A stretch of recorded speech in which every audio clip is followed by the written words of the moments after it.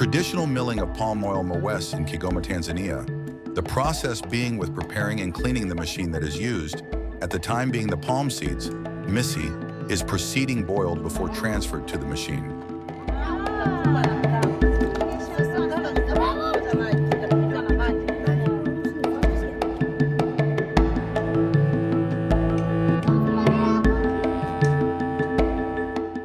After cleaning the machine, the misi seeds is now transferred to the machine using the clean bucket.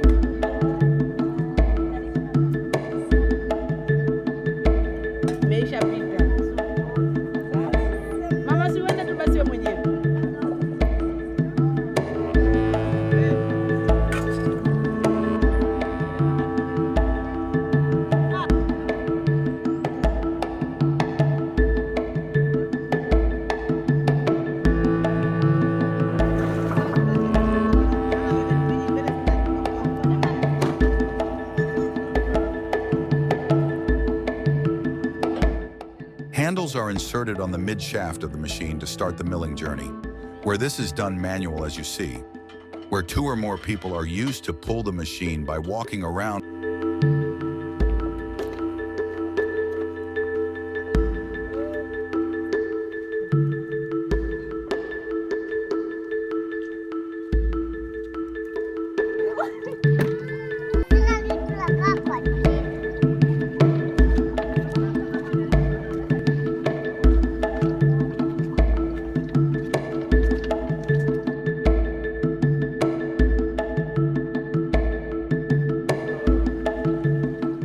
Also, water is added to ease the grinding process.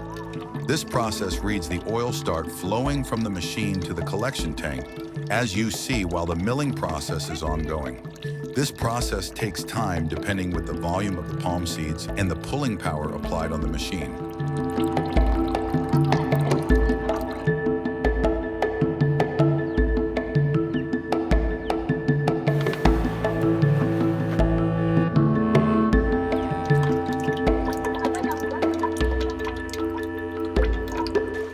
After the milling process, the collected palm seeds liquid is taken to the boiling dishes for the final boiling step that reads to purify the oils and separate from the mixed water and dust.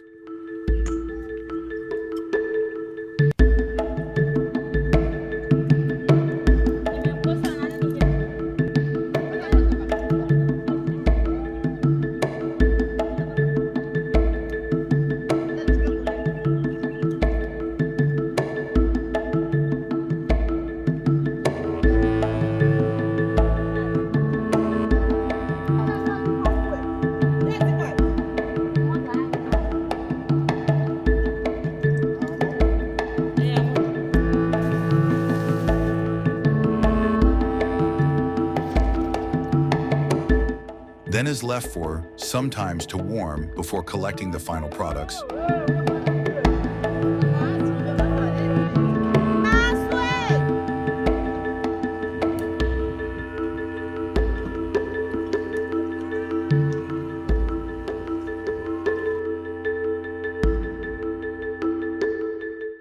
After warming, the process of removing the upper dust begin, then is followed by collecting the pure oils as you see.